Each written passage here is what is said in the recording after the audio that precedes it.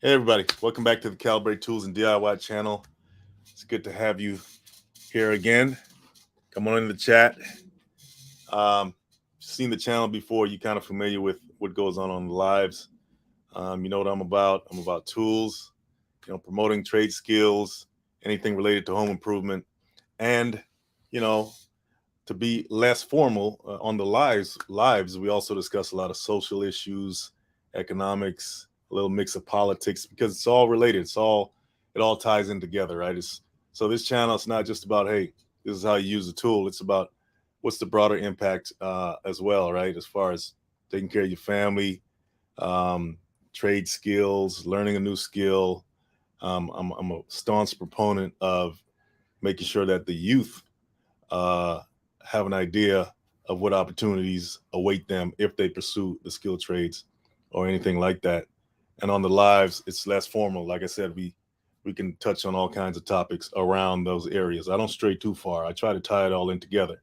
And on the other side, we got the tutorials and stuff like that. So I try to give you guys a mix, right? A mix of everything. So come on in the chat, say hi. Don't be scared. Nobody's gonna bite you. Um, Support the channel. Let me know what you think, and you don't have to always just agree with me. I welcome diverse opinions, right? And that's how the discussions get going, right? I welcome all kinds of different viewpoints, perspectives on what we talk about, and on the topic at hand. So yeah, come on in, say hi. Glad to have you. And yeah, so let's dive right into it. Let's dive right into it, guys. The title of the video is "There's Something Missing in the Trades." Can somebody tell me on construction sites? Can somebody? Well, you can say the trades too. At least where I am. Can somebody tell me what they think is missing? Can somebody tell me what they think is missing? Well, I'll give you a hint. It begins with the letter D. It's that word that offends some people, and actually, um, some people like the word, right? I tend to think that it's needed more. You got to have a balance, and that word's diversity, right? Diversity. Yeah, the big D word. I threw it out there. Um, so if you don't like that word, you can always, tune out or whatever. But we're gonna get into that today.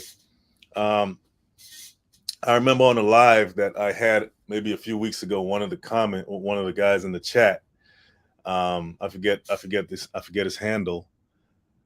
He brought up the fact that when you drive by certain construction sites, you don't see certain groups, right? And they're represented, particularly African Americans represented when you drive by construction sites and so forth. And yeah, he was right. When you think about it, at least where I am on this side of the world, I'm over here on the West Coast.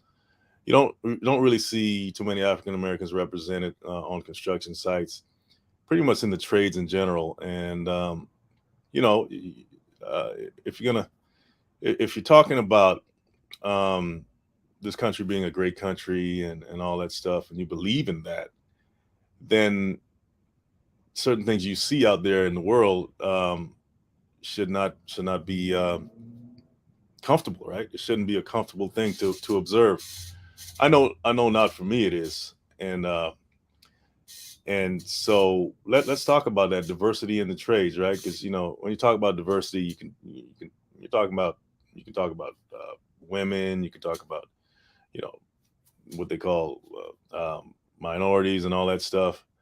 Um, but it's a very real thing. It's a very real thing that people have to um, people in those if you fall into any of those categories, they have to they have to deal with every day, right?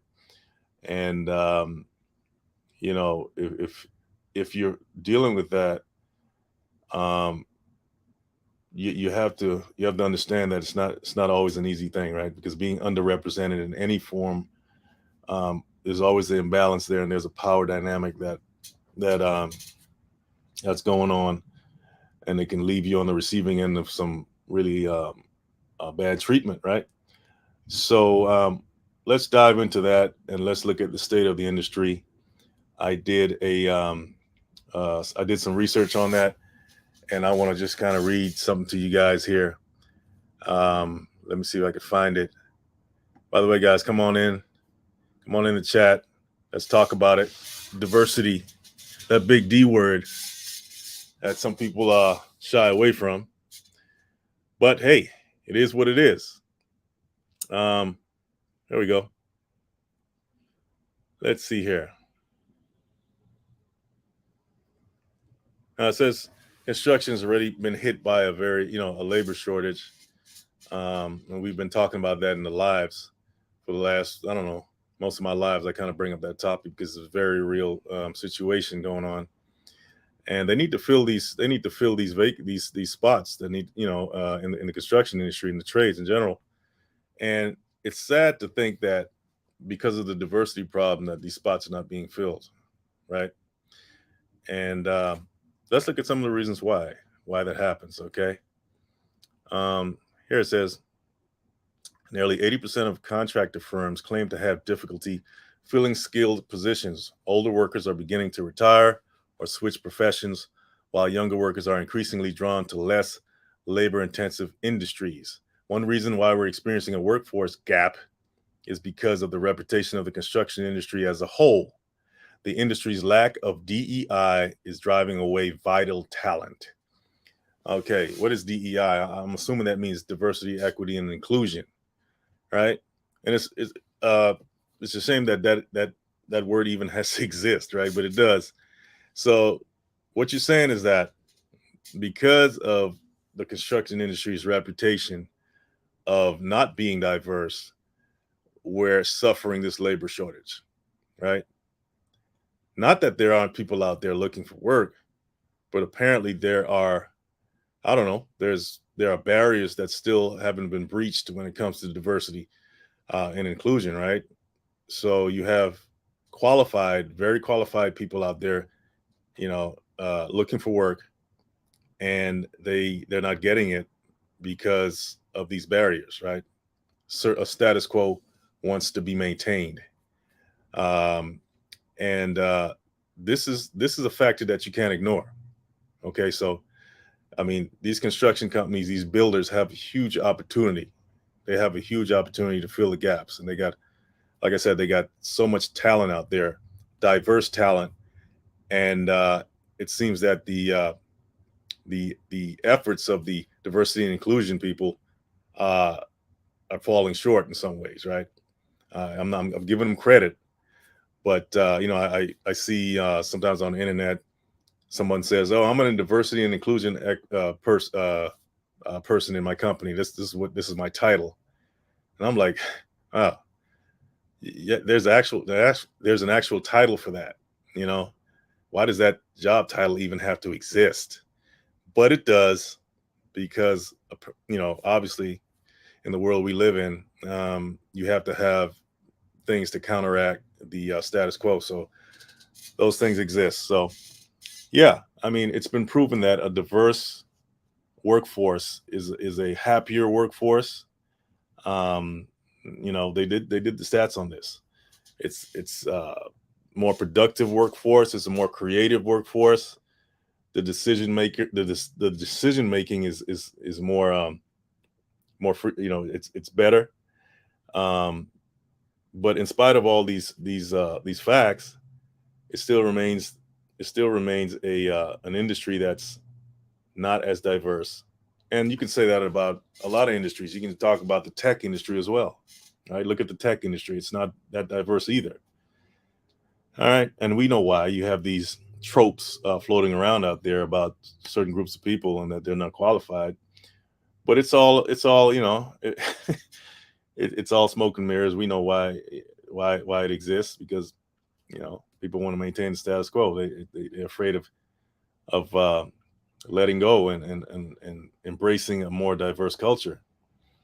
Now, I do understand that there are some arguments that against diversity that may seem plausible, right? That may seem plausible because, yeah, sometimes even the diversity people take it too far, right? They I'm not going to go down that line, but um, you can take it too far the other way as well, right? So there must be a balance, but you can't have on one side just this, one monolithic group of people, homogenous group of people, dominating a certain industry where, yet you want to say America is the greatest country in the world. I mean, it just doesn't make sense to me, right?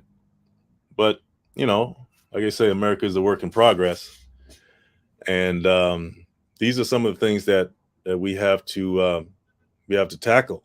We have to tackle, especially if you're in the trades. The trade, like I said, I worked in the trucking industry, and I went to a lot of the ports, delivering containers and stuff like that, coming off the ships. And I noticed the diversity was pretty much, as far as in certain areas of the longshoreman world, it's pretty much non-existent, right? I mean, most of the mechanics that I saw in there, I hardly saw any African Americans.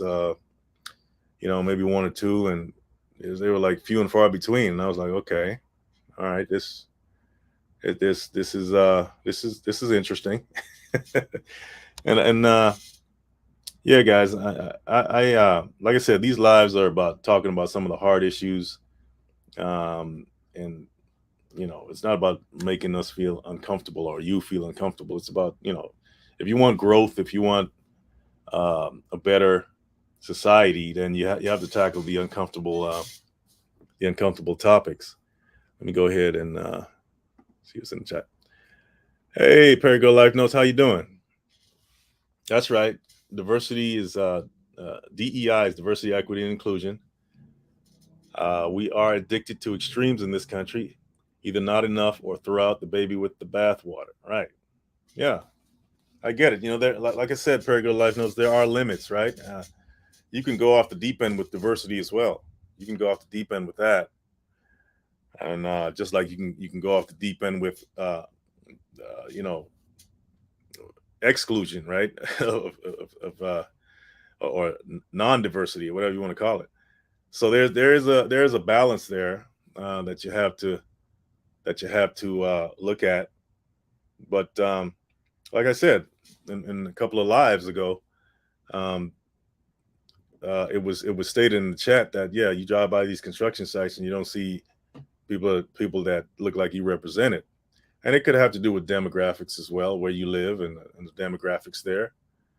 But you would think that maybe on a union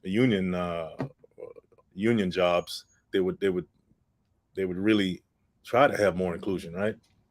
But apparently the unions, they're not so hot. They're not so hot on diversity either. So let's look at some of the some more of that article I was looking at here. Let's see here. I saw a pretty interesting part I wanted to read to you guys. Let's see. Let's see if I can find this. The current state of diversity in construction. Let's be honest. The construction industry isn't known for their thriving, inclusive culture.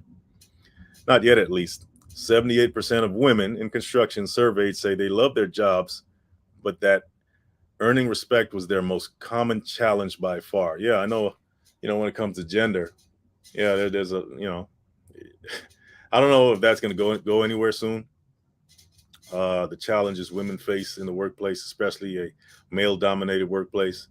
Yeah, there's a lot of challenges out there. So I give a lot of respect to the women out there doing their thing in the construction industry or the trades, the building trades. I know in the trucking world, there's a lot of women out there in the trucking world too. And every time I saw a woman driving a big rig out there, and some of them got their kids with them, little kids, right, taking care of their families, going cross country. I mean, YouTube is full of women truckers, and so you got to give respect, man. Trucking is not an easy, it's not an easy life, especially if you're going over the road, right? And they got a lot of women out there doing, I mean, just hauling back and freight back and forth, east to west coast, back and forth, and they're doing it like champs. So all respect, what I'm saying, much respect to all the women out there doing that work, and in the trades in general, right? But yeah, they still face challenges. They face ingrained perceptions that they have to overcome. And here we go. We've all seen a portrayal of a woman getting catcalled while walking by a construction site. Could you imagine how she'd feel if she worked there? Yeah, yeah. I remember I talked to a lady. She used to work in construction, and she didn't take anything from the men. Right? If they disrespected her or slapped her on the butt or something, she'd turn around and hit them. She'd turn around and swing on them and let them know, hey, look, you can't do that. So yeah, it says racism in construction is another huge problem. Okay, let's see what it says about that. 77.9% of African American construction workers surveyed stated they were the victim of a racist act on a construction site. 76.9% of the time, nothing was done to resolve the situation. All right, since 2015, nooses have appeared at 40 construction sites in the US and Canada. Oh, Canada?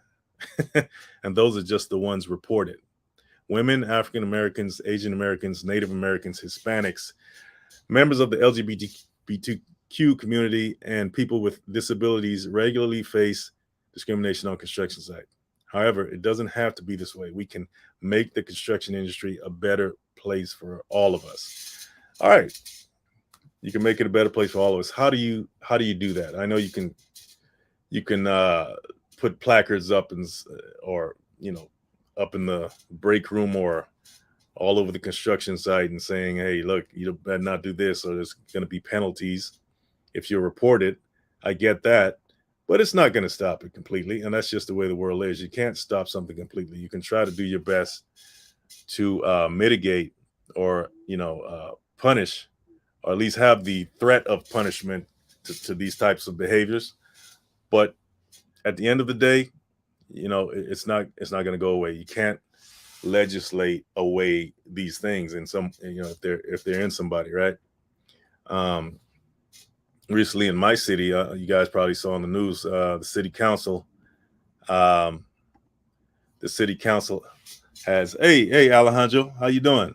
Good, glad you dropped in, man. We're talking about some subjects that may be uncomfortable for some people, but I think Alejandro needs to be addressed, right? So recently in the city here where I am in Los Angeles, the city council was caught up in a scandal where they were, audio was leaked of them saying some very derogatory things against certain groups of people. Yeah, I hope you've been well as well, Alejandro. Glad you dropped in. Yeah. So, these things exist, right? These things exist. And, when they happen, all you got to do is, all you can do is really shake your head and say, well, I'm not surprised, right?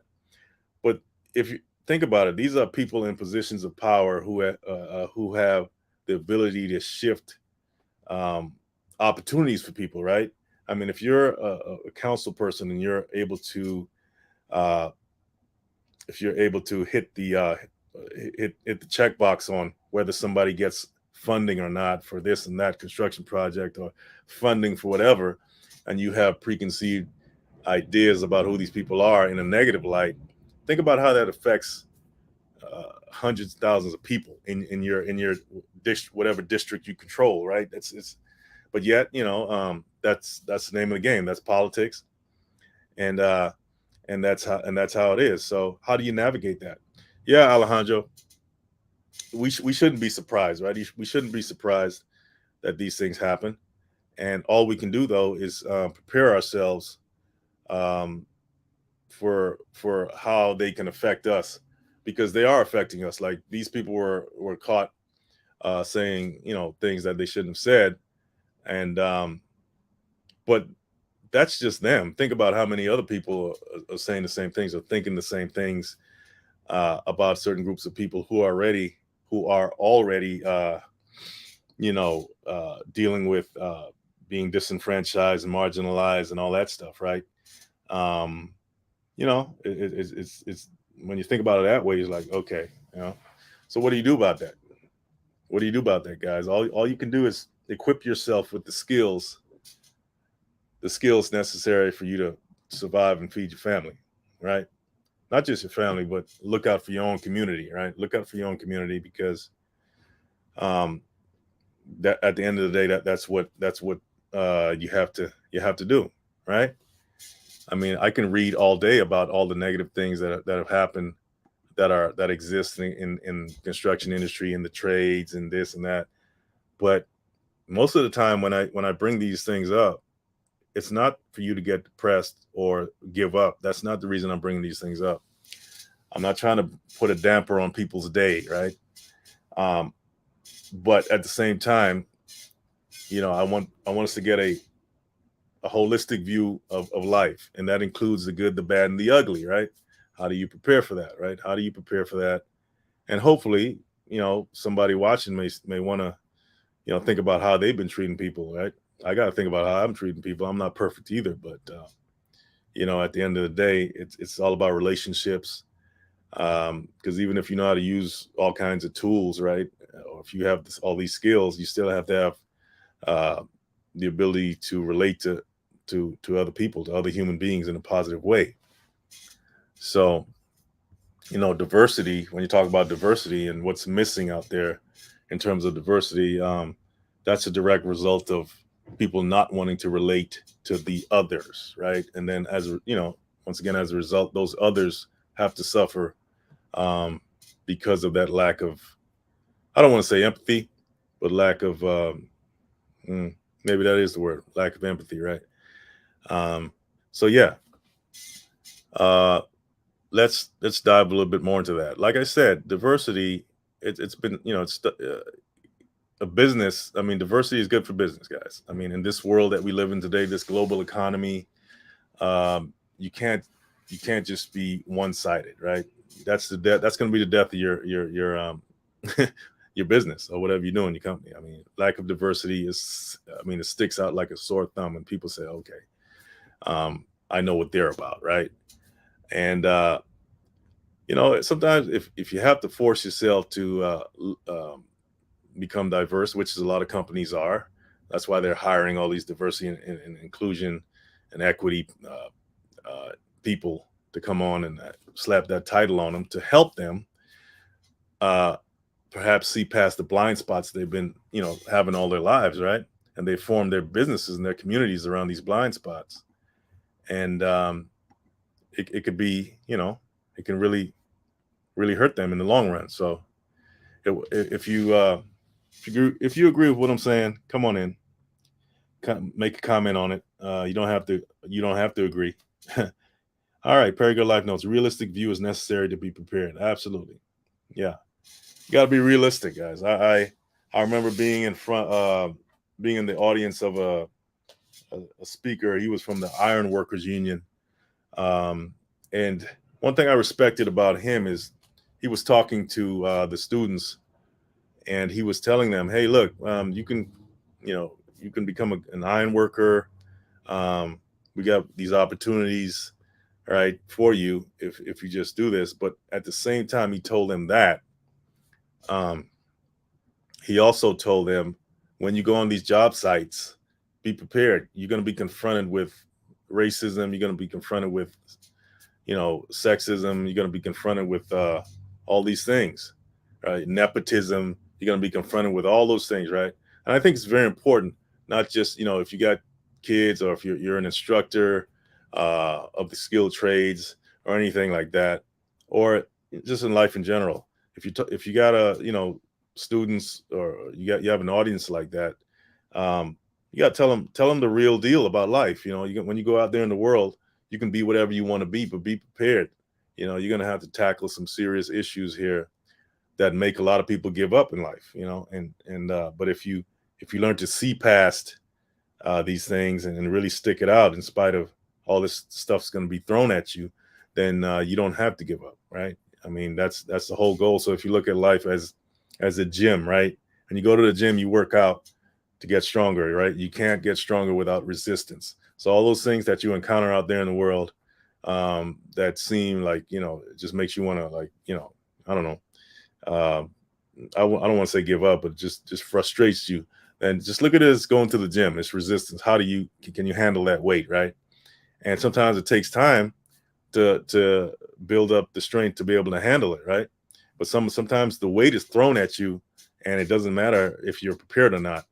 You're gonna have to handle it, right? And like I said, a lot of people uh, they give up, or they get crushed by the weight of these challenges that they weren't prepared for. So I think, just like if you love your child, you're gonna tell them the truth. You're gonna say, hey, listen, you can be whatever you want to be, you can pursue whatever you want to pursue, but understand that the world um, is going to throw a lot of things at you, and it depends on how you react to it.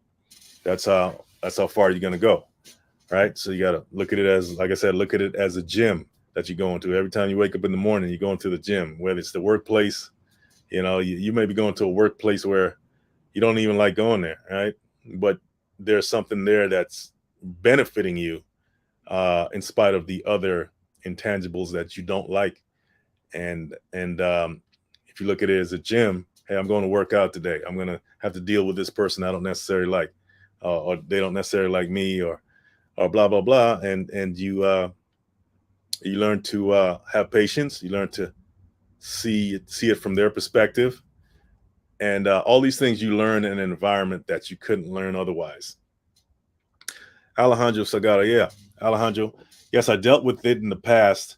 Now a lot less because I am a foreman. See, Alejandro had the patience and the fortitude because he can see the future, right? He knew where he was going. So all the bumps in the road, all the people that, the personalities that he had to deal with, um, that weren't, may have been some friction there, or he may have had problems with, because he can see past that to the goal. That makes it a lot easier, right? If you can see the goal, then all that stuff in between, at the end of the day, it's just par for the course, right? It's just going to help you. It's just going to help you, right? And so I appreciate that. That's a good example. Now he's a foreman. He's a foreman now. He's on another level, right? So yeah, and that's not always easy, right? Sometimes we get caught up in our emotions, and you say, okay, that person said that, uh, and we forget the goal because our emotions clouded our vision. Very good lifestyle. Now, as a foreman, you can ensure these types of issues happen less. Absolutely, Paragould Life Notes. I think when we get in leadership positions, leadership roles, we have more responsibility. As a matter of fact, we have an obligation to those who are, coming up. I don't want to say under us, because nobody's under you. Everybody's kind of equal, right? You have an obligation to your peers, those under you, those over you, those on the same level as you, to be an example, right? Be an example. You don't have to be the one that got mad and stormed off the job site because you didn't like what somebody said, or you fired somebody because you didn't like, they said something, yeah. There are limits, right? If somebody's totally disrespectful, then they may have to go, right? If I was totally disrespectful in someone else's establishment, then if they kick me out, then I would totally understand, because I'll probably do the same thing, right? So yeah, as far as diversity and all that stuff goes, hey, that's going to happen whenever it happens, right? I mean, you can't force these things, right? But if you're in this in the work environment, in the trades, you're an apprentice, or you're just getting on a job, and you're the lowest man on the totem pole, and you know everybody else is of a certain group, and you're not, and you stand out like a sore thumb. Then maybe don't let that get to you. Look at it as a challenge, right? Get what you need to get out of that environment and move on, because eventually, at the end of the day, you're going to move on anyway, right? And who knows, maybe if you learn how to deal with those environments, you can actually rise up the ranks, like Alejandro did, right? But you have to have your vision set on the goal, right? You have to have your vision set on the goal, in spite of these challenges that we all face, okay, out there when we're working for something, right? But I had to respect the representative of the Iron Workers Union, and how he spelled out to the students these intangibles that I haven't heard said anywhere else. He said, yes, you will run into people that will test you. You will run into people that will disrespect you, and it's all how you handle things. Because, if you handle it the wrong way, it just takes one mistake for you to just mess everything up, mess your whole life up. at least, a good portion of it, or that opportunity, right? It's all how you handle things, guys. Okay. So let's see here. What I do appreciate about the whole diversity conversation is the research around it, right? It says diverse teams excel in decision making and innovation. And it really makes sense if you have different perspectives from different people from different backgrounds. I mean, that's better. Like five heads are better than one in that respect, right? And so a diverse team, right? A diverse team can see a different sides of something, right? And that's where the innovation and creativity comes in, and decision making, right? It says critical reasoning skills enable construction workers to assess problems and fix them, and a diverse team enhances these skills. Okay, when faced with an obstacle, a group a group comprising different perspectives will reach a better solution faster. I don't know, it's kind of like, when you have a group of people working together, it's like the intellectual factor increases exponentially, right? Because you have all these minds focusing on one solution, right? And that's the beauty of diversity. That's the beauty of diversity. All right, it says it's reported that companies with the most ethnically diverse executive teams are 33% more likely to outperform other teams' profit results. So, hey, man, if you're a CEO of a company, or you're running a company, you're a CFO, uh, whatever, right? Something like that should pique your interest, right? Because if you're all about the profit margin, you cannot be all about non-diversity, right? If you're all about the profit margin, you cannot be all about non-diversity. That's an oxymoron. You have to consider that. Let me see here. All right, all right, guys. So yeah, why is that? That's because bringing together people with varied experiences and backgrounds, like I was saying, promotes creative problem solving and decision making. Leaders understand it's counterproductive to ask people who think the same way to reach innovative business solutions. Diverse thinkers stir the pot and brew better ideas. That makes so much sense, right? If you all think the same way and it's all a monolith, you come from the same group and you look at things one way, you can't be flexible, you can't be nimble, especially in the global economy. You have to be nimble, which means you have to incorporate diversity of thought in your decision making process, your business decisions, right? Because if you're thinking one way and you've been trained, you came up a certain way, and you can only see one way, unless you're just one of those unicorns that travel all over the world, and you've seen this and that, and you're able to look at things from like multiple perspectives. But that usually is not the case, right? It's usually better to assemble a diverse team around your idea, right? That's why we like to bounce ideas off of people, because we want diverse perspectives, right? Maybe we have a blind spot, so it just makes sense. I mean, it's pretty much a no-brainer, guys. Pretty much a no-brainer. Um, yeah, Alejandro says, I am also a working foreman. You have to be an example to your coworkers. I absolutely agree. If you are in a leadership role, part of leadership is not sitting in your office all day, but people respect you a whole lot more if you come out there and you get your hands dirty with them, right? You show them, hey, I'm not just a paper pusher or somebody from on high, barking orders at you. I can actually come down there in the trenches with you, show you how something's done, and even better, I can actually learn from you too. Just because um, uh, you got into a leadership role, um, it doesn't mean you can't learn from somebody else. I mean, I learned from people. For instance, I'm a welding instructor, and students come in, and believe it or not, I learn from the students too.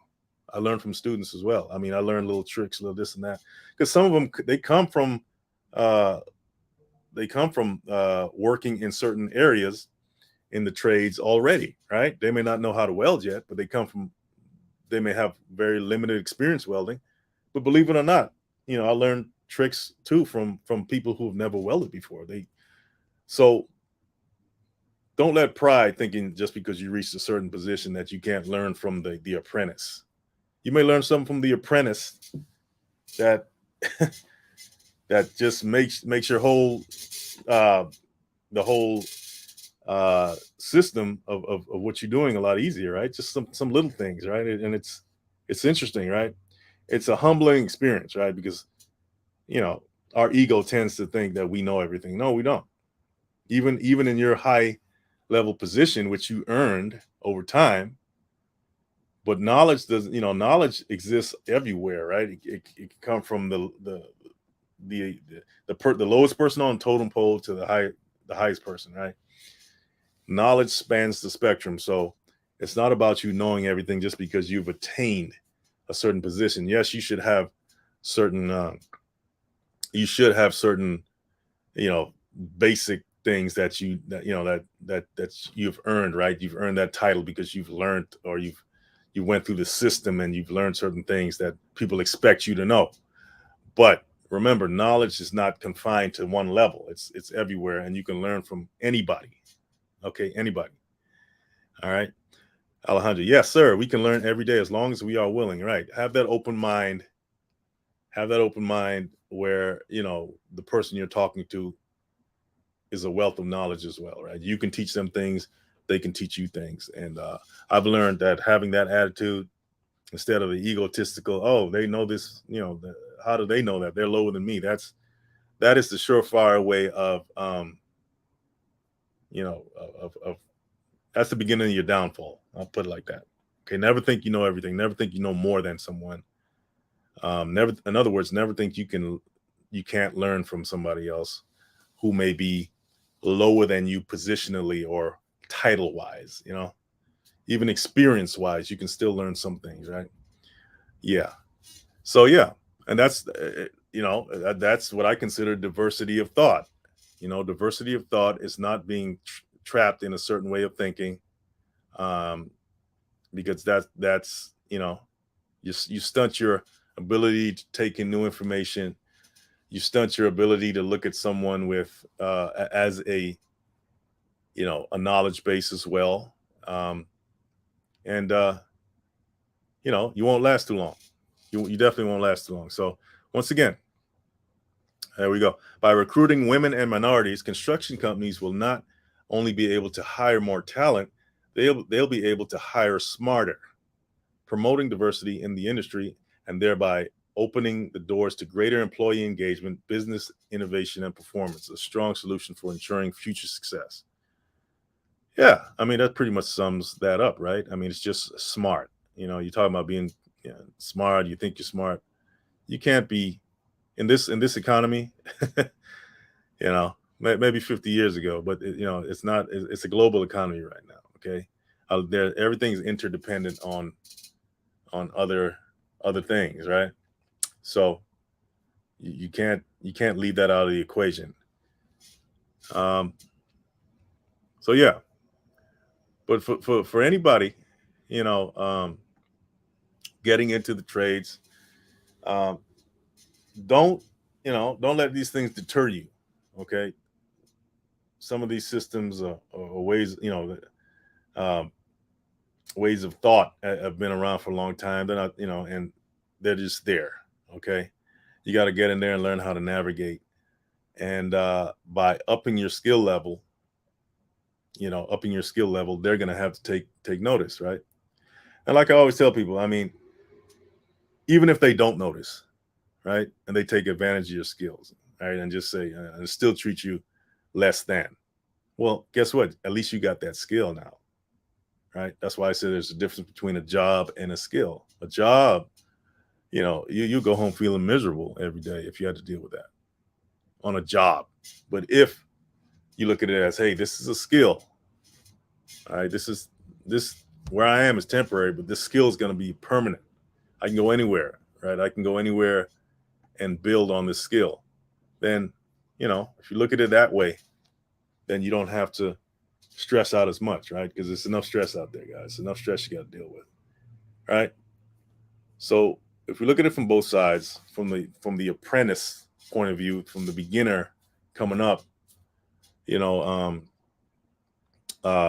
having to deal with diversity issues and all that. Well, once again, take the gym analogy, right? I'm going into the gym to work out. I'm going to be stronger for this. And on the other end of the extreme, if you're a company and you're not diverse, right, then guess what? You're just throwing money down the toilet. You're just throwing money down the toilet because you don't want to be diverse. And I understand there's a limit to diversity as well. But at least, you should have some diversity in your ranks, because it's just good for business. It's just good for business. Put all that other stuff aside. And if you want to expand, if you want to, be more profitable, the stats prove that diversity is the way to go, right? But I know, we're not quite there yet as a society. And, but all I can do is plant seeds and put it out there, right? And put it out there and hope somebody takes heed of what I'm talking about, right? And even in your own personal life, right? So, yeah, let's see here. I thought there was something else I wanted to talk to you guys about concerning this. But let's see.